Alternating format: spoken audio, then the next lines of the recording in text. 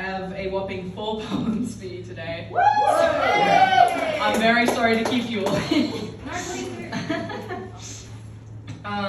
My first one is called 42 Legs on a Crowded Stairway. It's kind of just an expression of anger. We love that. Your giggles hold hands with hers. Did she tell you that my eyes made her weep? And did you tell her that his made you cry? For now your words build skyscrapers that keep you both on top. You swore to me that you would stop. Do you think that shrill-pitched shrieks in hallways will make me feel as though I'm worth a beat in the middle of your line? Now you may share her halo of bodies in her noisy place of rest. Still you say you try your best. That you're aching and your frail body's shaking and you're dying and you're blind but sure that he's the one that put it through your chest. Her rusted blade slides through my lungs. Why do you hold it? You took it from her village town and drew it near our wooden home. Along their blood you spilled my own, now in it I will drown. She walks with saints on concrete stairs, who line up when they hear my name. She makes their loving arms a trap, and I must wriggle free upon approach. There's never time to stay. Now if I drown in arms and past-spilt blood, she'll rip away my oxygen. Don't you dare do the same. Not after I laughed in your hands and shared my dying flame, dear God, you cannot do the same. Now I find I must repeat. Now I find I must repeat my things I shared with one. Heroic acts of hers are praised. Hallelujah. Long live the king and queen, never shall they die. The day his eyes go dim and white, you sob, you sing and jest, and hiss your tongue in ears and build them skyscrapers to rest. 42 shoulders to cry on, still you say you try your best. Thank you. My next poem, I honestly have no clue how to pronounce. It's a phobia, athazagoraphobia.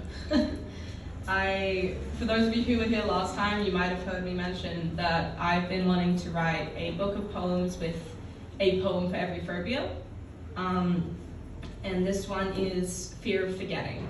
It's a little bit shorter than the last one.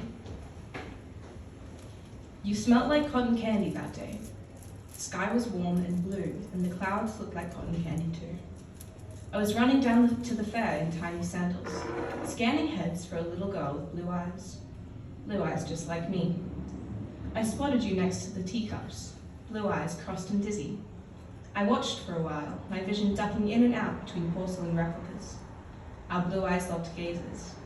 You darted through the crowd, weaving through the flurry of legs and bags. I still remember you wrapping your arms around my knees. I think I always will. I knelt down to hold you close, and your little face was splattered with blues and pinks. Your little fingers were sticky. How I wish the world could see you. This is what she told me on the floor.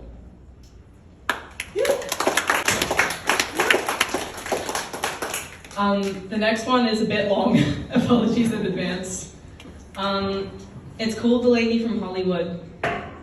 I kind of experimented with a weird form of rhyme, and I also experimented with a little bit more humor than I normally do, so it's not one that I'm entirely proud of, but it's a little bit dark towards the end, so I thought, why not share it here?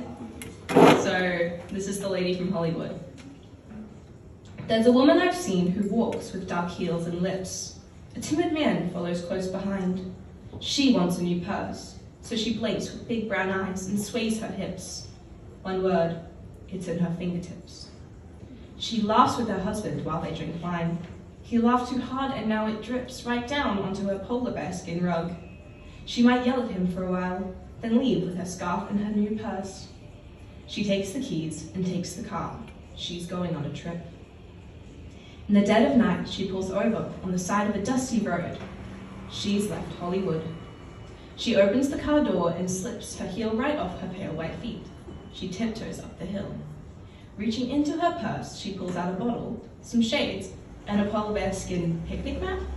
How much can she fit in that? Now she sits atop the hill and sips straight from her bottle of rosé. A couple of tears drip down her cheek. She didn't mean to be this way. She breathes in cold night air and sighs, but in the corner of her eyes, she could swear she saw something move. Oh well, she's far too drunk to tell. And that must be so, because now she hears the ringing of a bell She knows that she's perched on a hill in the middle of nowhere. Pull yourself together, woman. This is why you're on your third husband, and your favourite thing is nothing more than skin ripped off a bear. Caught up in her wallowing, she misses something watching her. She's too endowed in alcohol and salty tears and bear fur. She reaches into her brassiere and pulls out a pack of cigarettes. Maybe satisfying her nicotine addiction will help ease her mind. She breathes a puff of smoke and sighs. She needed that. Now she fails to notice something creeping up behind. A gurgling sound escapes from the creature as it stood inches from her back. She turns her neck slowly, brown eyes lit up with fear. Her mouth opens so wide that her lipstick looks all wrong. Drawing a quick breath, she gets ready to scream, but instead launches into an unladylike coughing fit. Through fast blinking eyes, she sees two pairs staring at her own. Its stony mouth cracks open. It lets out a sickly, starving groan. Its nose is just as long as her fishnet-covered legs, and strung on the end is a ringing shopkeeper's bell. Amidst her terror, she wonders how that got there. It has gills on its neck like a fish, which emit a ghastly smell. Claws like acrylic nails, a wingspan like a crow. Its nostrils spurt out smoke and smog, and its maw spills glass and wax. It grumbles like a sports car. Its neck rolls sag like a scarf. Its legs are long like 9-inch heels, and its eyes red like lipstick. It pulses and it rides and it lunges straight towards her. Her leopard print skirt rips. She scrambles quick back down the hill in terror, but she trips and rolls down through the grassy slopes, the creature close behind. She tumbles down and hits a rock and breaks one of her hips. The creature's now upon her. There's slobber on her face. She lets out a blood-curdling screech, but it doesn't like the sound. It goes straight for her neck while she's trapped there on the ground. Its polar bear-like claws test straight through her flesh and sinew. The grass is stained red. The consumer is consumed. All that is left is something of a human skin rug. Thought I promise. This next one's called Lapdog. It's supposed to be a statement on the sexualization of women in modern society. Give it to us. You give us toes and ask us to walk with no feet, like giving a dog teeth and asking it to bite without a mouth. You take our voices and still expect us to bark for you, only you. We are made of fur and silver, still and obedient. Do you like walking past our glass boxes? Pointing and laughing, how much is she in the window? I like the way her puppy eyes look up at me. You tie her up for a better look. The others are left to rot. She's too old. She's missing a leg. That one's too dirty. You'll bring her home if she's well behaved. You'll put a collar around her neck and pull it tight. Now she sits on your lap and you won't let go. And God forbid she doesn't jump up on your legs when you come home.